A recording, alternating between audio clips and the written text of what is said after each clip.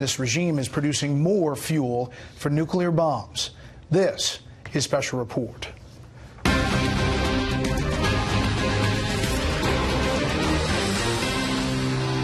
Good evening. Welcome to Washington. I'm Bret Baier. The big question right now in the nation's capital is, will President Trump support a compromise budget plan that gives him some of the money for his border wall and averts another partial government shutdown?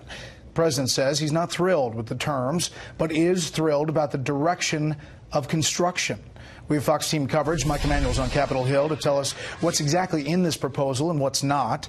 But we begin with Chief White House correspondent John Roberts and whether the New Deal is the right deal for the guy who wrote The Art of the Deal. Good evening, John. Brad, good evening to you. President Trump is still waiting to see exactly what is in the deal being negotiated by Congress, so perhaps he'll want to listen to Mike Emanuel. White House officials tell Fox News today the president will not make a decision on a way forward until he actually has something to review. Okay, thank you all very much. As Congress moves toward a deal to avert another government shutdown, meeting with his cabinet today, President Trump gave what he has heard so far 2 thumbs down. Am I happy at first glance? I just got to see it. The answer is no, I'm not. I'm not happy. The deal would give the president $1.37 billion to build 55 miles of new fencing in the Rio Grande Valley sector. The money is far short of the $5.7 billion President Trump wanted, though the president suggested he will find other ways to get what he wants. I'm adding things to it, and when you add whatever I have to add, it's all going to happen where we're going to build a beautiful, big, strong wall that's not going to let criminals and traffickers and drug dealers and drugs into our country. Conservative pundits didn't like the deal one bit, and Coulter tweeting, Trump talks a good game on the border wall, but it's increasingly clear he's afraid to fight for it. Call this his yellow New Deal. And this from radio host Rush Limbaugh. If he signs this, he's going to have to make the case that you never get everything you want all at once in Washington. We've got divided government. But if President Trump doesn't sign it, the government will shut down again. And the president appears to have little appetite for that. And I accepted the first one, and I'm proud of what we've accomplished, because people learned during that shutdown all about the problems coming in from the southern border. I've always accepted it. But this one, I would never accept if it happens, but I don't think it's going to happen. But this would be totally on the Democrats. The president rallied his supporters to the cause for a border wall last night in El Paso, Texas. We're building the wall anyway. But literally across the street, a counter rally against a wall. You did good, El Paso! Led by former Congressman Beto O'Rourke, a possible 2020 presidential contender. We know that walls do not save lives. Walls end lives. And a disturbing moment at the president's rally last night. After his typical ripping of the media, a man wearing a MAGA hat jumped up on the press riser and shoved a BBC cameraman, causing the president to pause. You all right? Everything okay? The man was restrained and eventually ejected from the rally. After the BBC complained about lax security for the press at the event, the press secretary, Sarah Huckabee Sanders, today released a statement saying, quote, President Trump condemns all acts of violence against any individual or group of people, including members of the press. Brett? John Roberts, live on the North Lawn. John, thanks. The compromise bill includes plenty to both please and anger lawmakers on both sides of the immigration debate. Chief Congressional Correspondent Mike Emanuel has that part of the story from Capitol Hill tonight. A cautious response to news of a bipartisan compromise on border security just days ahead of a critical Friday night funding deadline.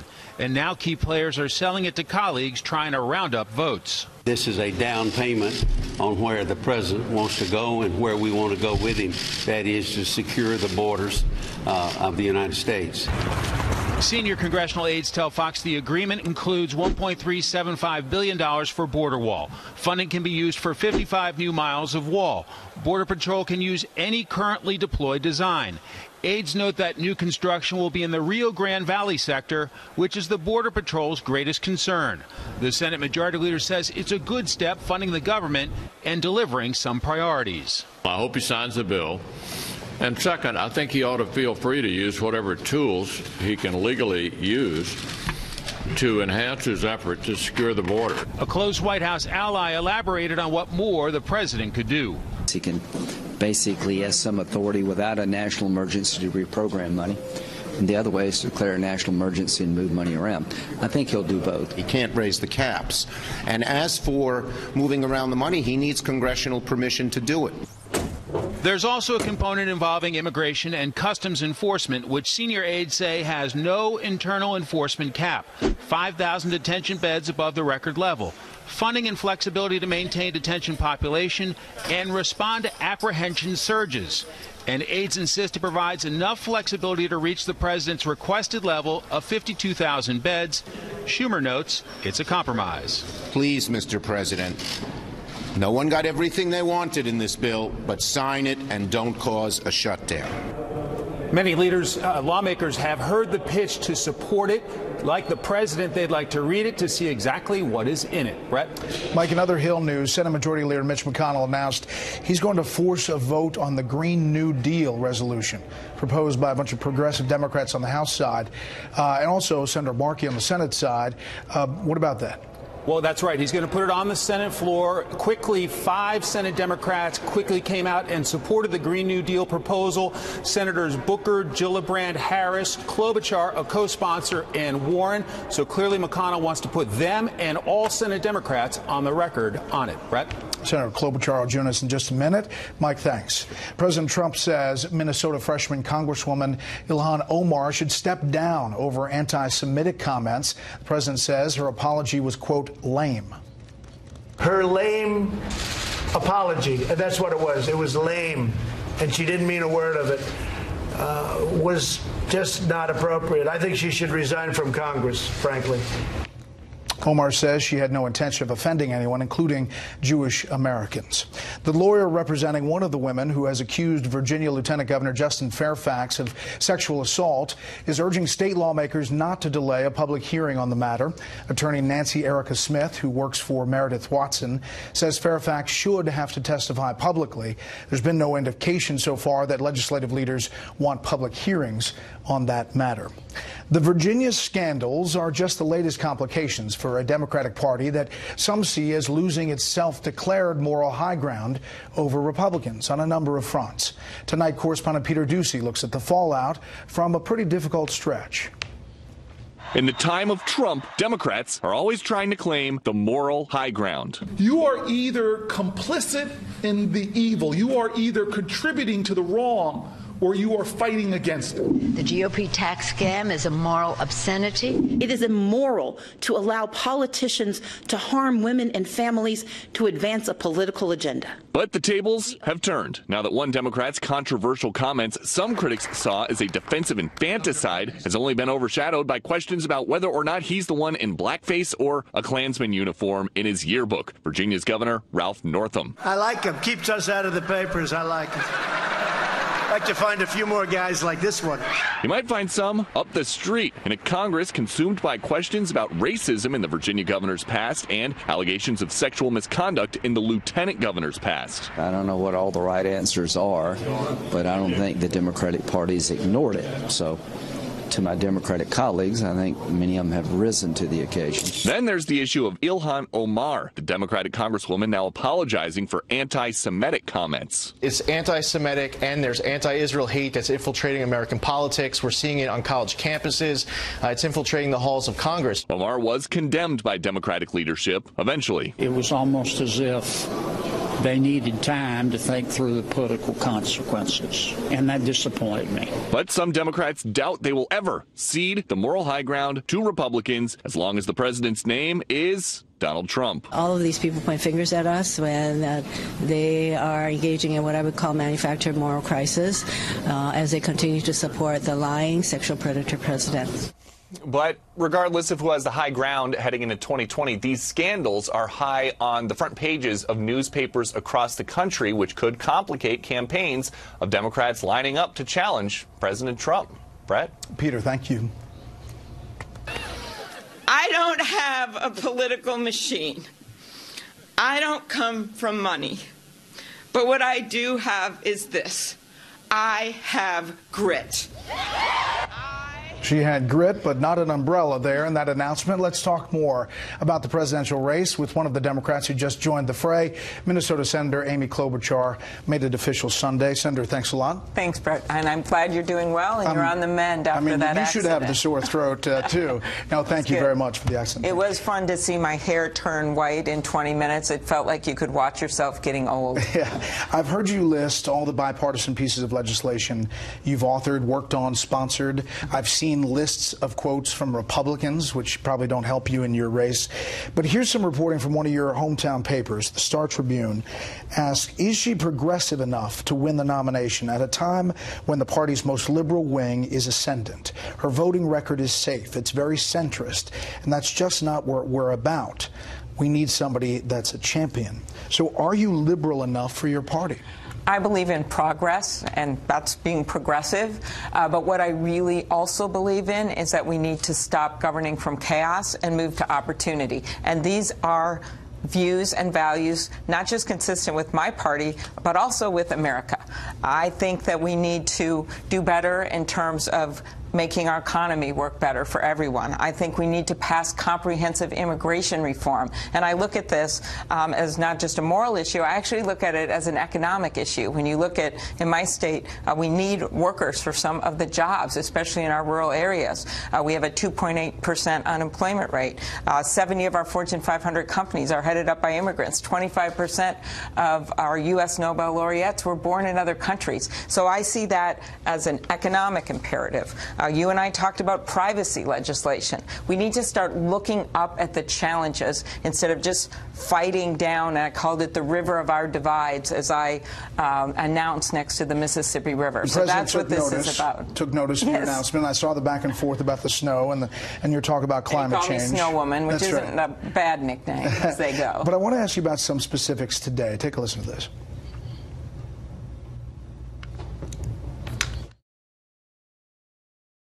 The biggest proponents of open borders are rich liberals and wealthy donors.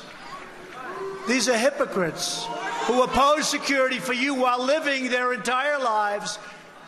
I do too, to be honest with you. I'm guilty. I'm guilty. I also live behind walls, okay?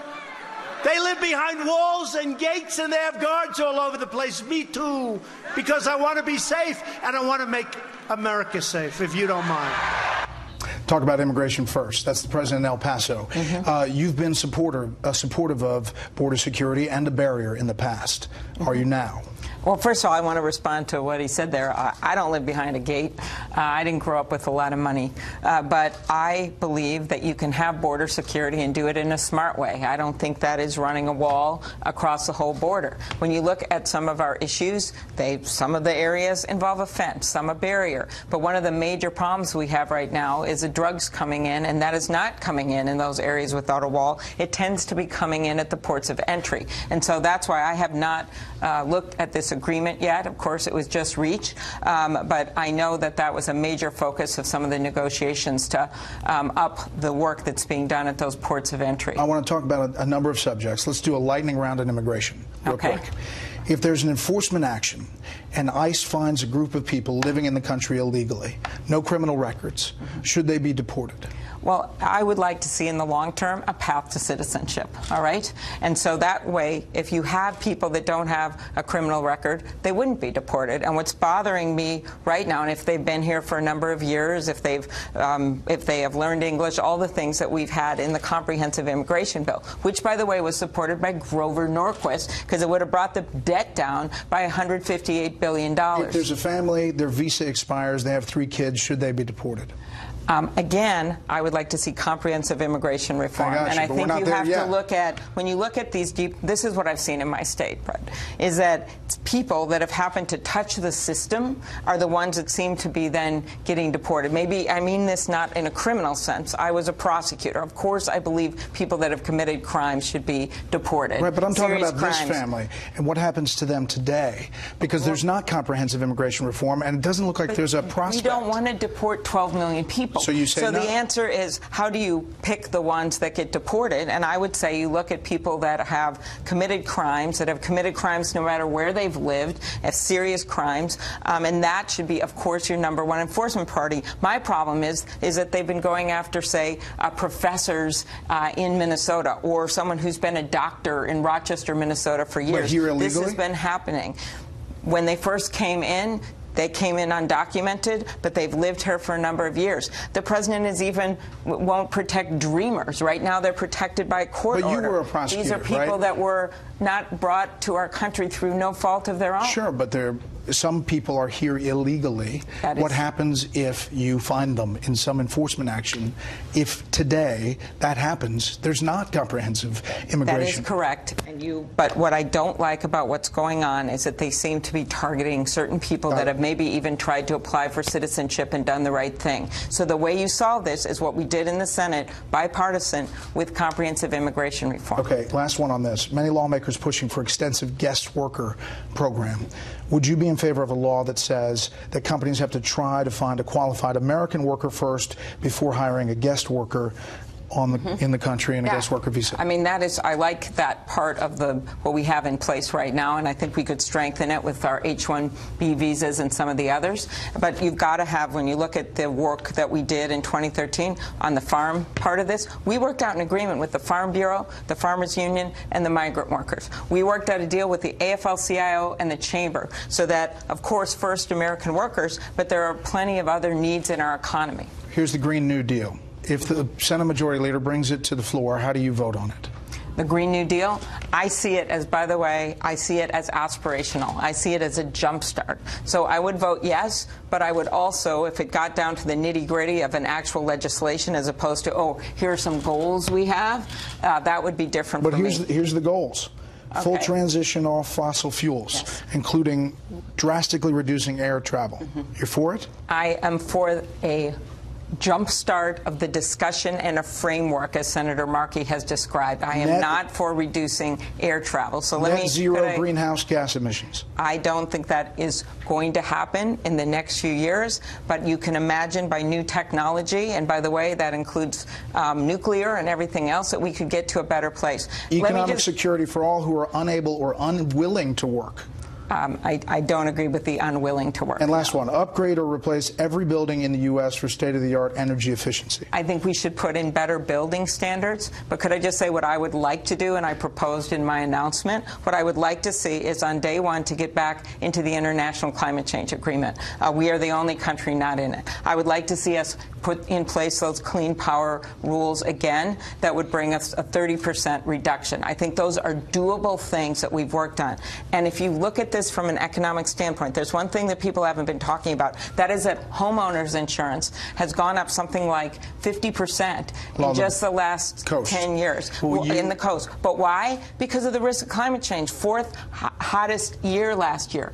Parents driving their kids through wildfires in California, trying to talk their kid down. For us to do nothing and to go backwards is wrong. So I view this as a framework for discussion, but nothing that we are not going to reduce air travel right now. We are not going to get rid of all of these industries right now. We just need to start as a country seeing it as an aspiration to do better than we're doing now. We have to do better with our advertisers. Would you mind staying after the break for a couple more questions? I would love to accommodate your advertising. All right. Thank you, Senator. Thank you. We'll be right back.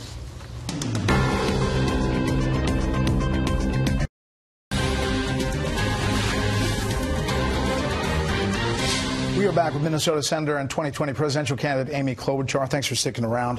A couple of more things. The Minnesota delegation, the president condemned the comments from Congresswoman Omar today for being anti-Semitic, thinks she should resign from Congress. Haven't seen you weigh in on those comments. Do you think she should? I did. I was asked for I just a comment. haven't seen it. It's okay. Yesterday in Minnesota, and I gave a statement that, of course, criticized the comments as being anti-Semitic. I'm glad she apologized. That was the right thing to do. But there is just no room for those kinds of words. And I think that Israel is our beacon of democracy. I've been a strong supporter of Israel, and that will never change. The president talked about socialism in El Paso, hit it really hard. He seems to be using the State of the Union address, talked about it again, saying it doesn't work anywhere. It's produced poverty, misery, repression, and despair. You agree with that? I am a Democrat and not a socialist. I actually worked in the private sector for 14 years, and I believe in capitalism. I just believe that you also need a strong government that looks at things like, well, if you have all monopolies and you've got no competition, you got to have antitrust laws. That's the founders of our country believe that. I believe you need consumer laws to protect people, and it's always a balance in how you do that. But you also have to have our country was founded on a strong economic system, and I believe in competition and capitalism. There have been a number of stories about how you deal with your staff. I've heard you answer the questions, that you expect a lot, that you're a tough boss. You concede that. But you also point to others who say they like working with you. Some of the stories are pretty specific, though. Here's Yahoo. A number of former staffers, both male and female, describe a workplace environment governed by fear and dread, one in which Klobuchar treated her Capitol Hill staffers with cruelty and humiliation while fixating on seemingly minor issues. The Huffington Post says that Senator Reid rebuked you for mistreatment of your staff in 2015. Is that true? I called Senator Reid when I heard this, and he doesn't remember that, and I don't remember that either. And I so where's all this coming from?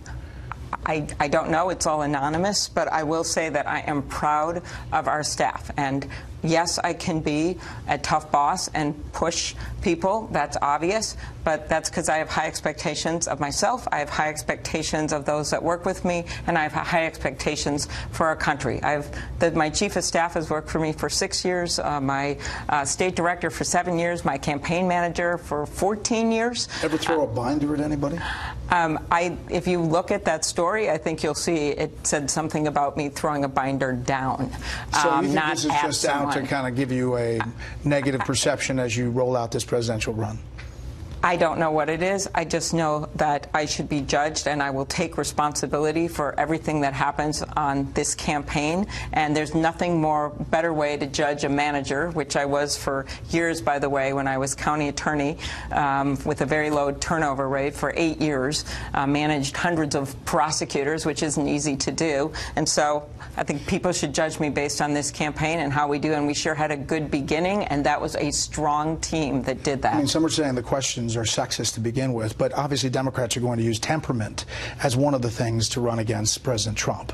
So do you have the temperament to be president? I do. I think I showed that during the Kavanaugh hearings, and I have showed that through my life in terms of how I dealt with adversity in my personal life, growing up with my dad with a pretty severe drinking problem. He's doing well now at age 90, to the life I lead now. And that's the elevator pitch? Oh, my elevator pitch? No, no, no. My elevator pitch is I've had it with governing from chaos. We need to govern from opportunity. We need to look up at the challenges before us instead of looking down and looking away. And those challenges are big, but we are up to them as a country. And one of the reasons I came on this show is that I believe that candidates for office, whether a Democrat or a Republican, have to go not just where it's comfortable, but where it's uncomfortable. And I love you, but, you know, Fox may not always be comfortable for Democrats. But I want to make that point. Senator Klobuchar, we appreciate your time. Thank you, Bret. It's great to be on. Up next, the verdict is in for notorious Mexican drug lord El Chapo Guzman. We'll go live to the courthouse in Brooklyn.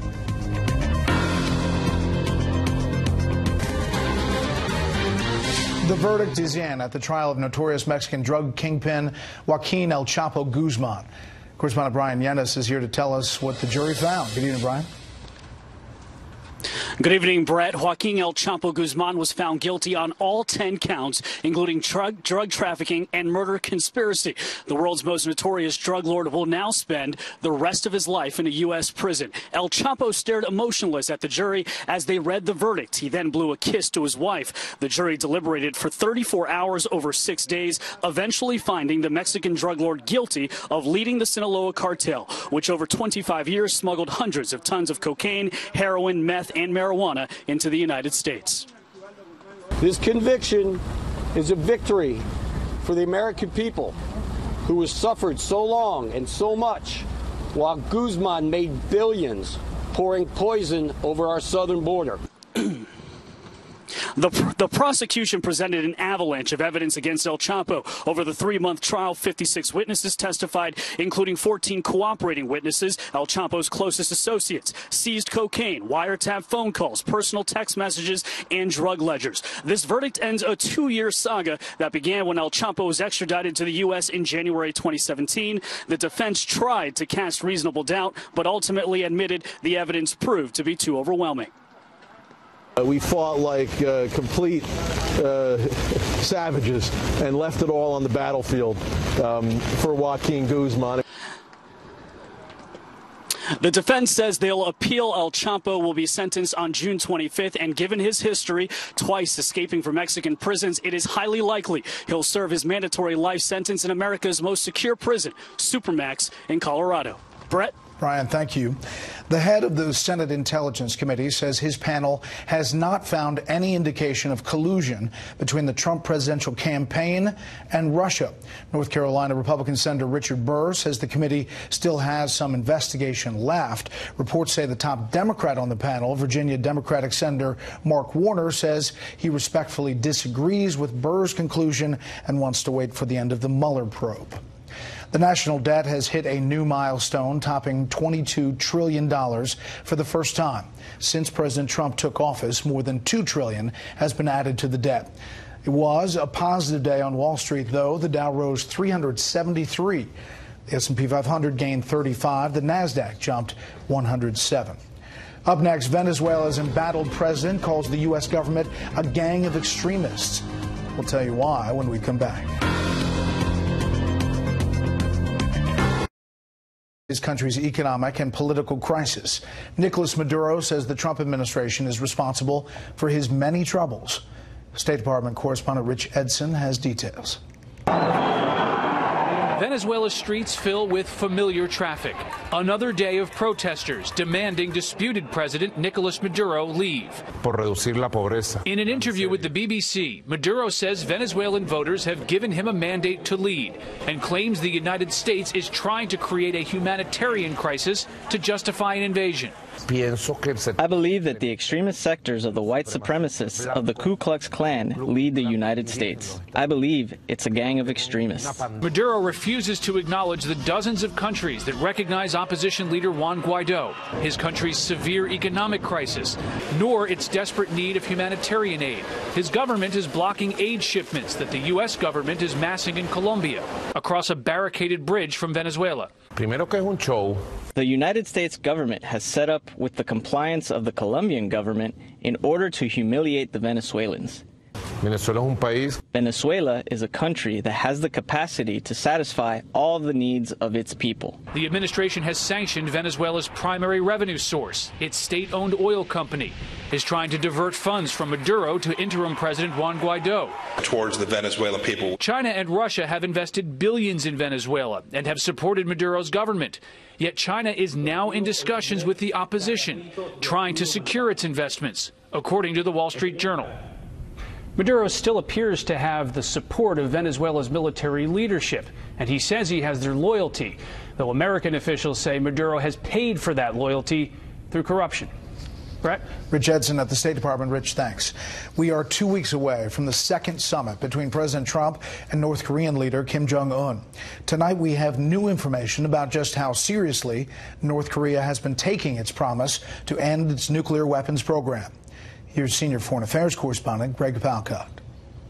North Korea might be talking peace, but it's making war, or at least warlike material. A just-out report from a respected Stanford University think tank says in the past year has led to lowered tensions and the threat of war on the Korean peninsula.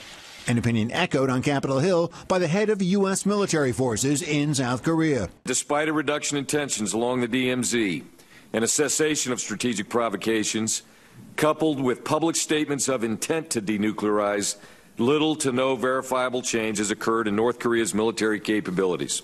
This as Vietnam's foreign minister was in Pyongyang today. Hanoi will be the site of the next summit on February 27 and 28. There are new reports North Korea might allow UN weapons inspectors to observe the dismantling of a nuclear facility. And new speculation the U.S. will make small concessions regarding sanctions. The fear is Kim is playing for time. They have the benefit of time and drawing things out, which is a tactic that they've used in the past, that Kim Jong-un has used in the past. Experts are reassured legwork is being done to prepare for this session. Heading to Hanoi reportedly again next week to meet with North Korean officials, U.S. Special Envoy Stephen Biegun. Hopefully, we do as well with the second summit as we did with the first. In that Capitol Hill testimony, General Abrams went on to say that continuing dialogue between the U.S. and North Korea is a positive sign, adding, it beats what we were living with. Bret. Greg, thank you. Lawmakers here in the U.S. reach a deal to avert another partial government shutdown, but will the president go along? We'll ask the panel when we come back.